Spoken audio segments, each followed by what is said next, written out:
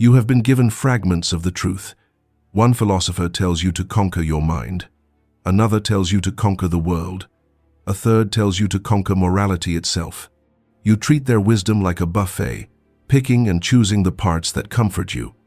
This is the path of the amateur, the eternal student. The sovereign does not study power, he embodies it. Today, we do not study these men, we fuse them. We are convening a dark trinity, Jung, Machiavelli, Nietzsche, to forge a unified doctrine of power, a 5-stage protocol for total sovereignty. Stage 1.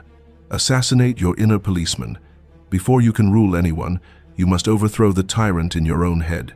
Nietzsche called him the priest of herd morality. Jung called it the persona, the mask you wear to beg for society's approval. This inner policeman whispers that you must be good, fair, and liked. It is the voice of your own weakness, weaponized by the matrix to keep you in a cage of mediocrity. Your first act of power is not external.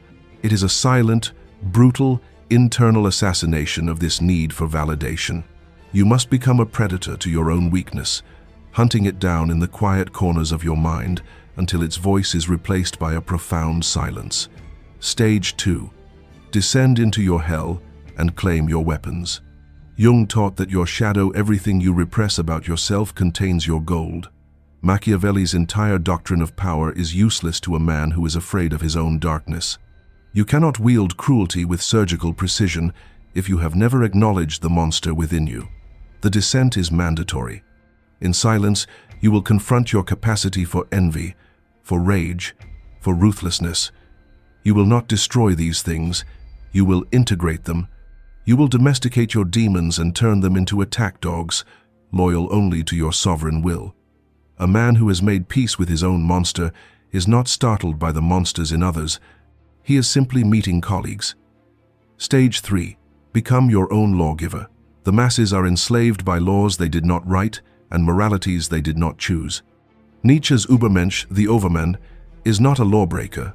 He is a law creator. After you have silenced the inner policeman and armed yourself with the power of your shadow, you must forge your own tablets of value. This is the true meaning of "the ends justify the means." The mediocre man uses this phrase to justify petty selfishness. The sovereign understands that the end is the manifestation of his own higher law. His actions are not good or evil, they are necessary. He moves with the brutal certainty of a force of nature because he has become one. Stage 4. Weaponize perception. Machiavelli wrote that a prince must seem virtuous, even if he is not. This is not hypocrisy, it is strategic mastery. Jung would agree. The world can only interact with your persona, your mask. Therefore, you control the mask. You do not let the mask control you. While you forge your true self in the fires of internal war, you present a carefully crafted illusion to the world, an illusion of simplicity, of harmlessness, of whatever is necessary to make your enemies underestimate you. True power does not announce itself. It moves in plain sight, cloaked in the mundane. You will let them see the scarecrow in the field while you, the farmer, control the entire harvest. Stage 5. Achieve a throne of indifference. What is the ultimate goal?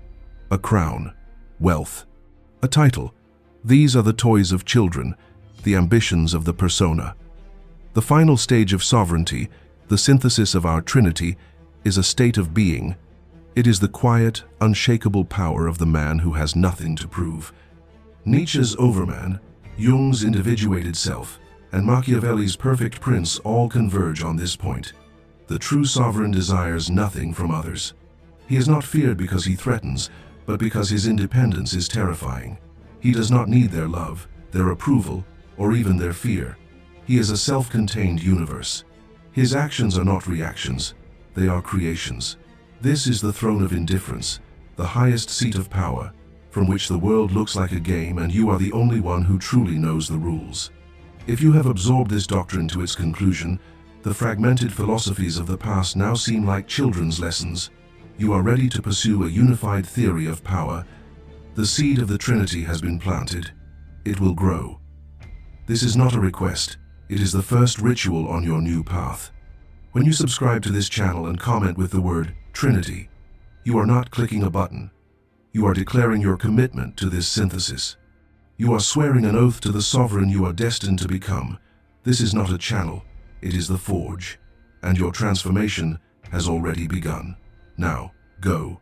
The world of fragments awaits its master.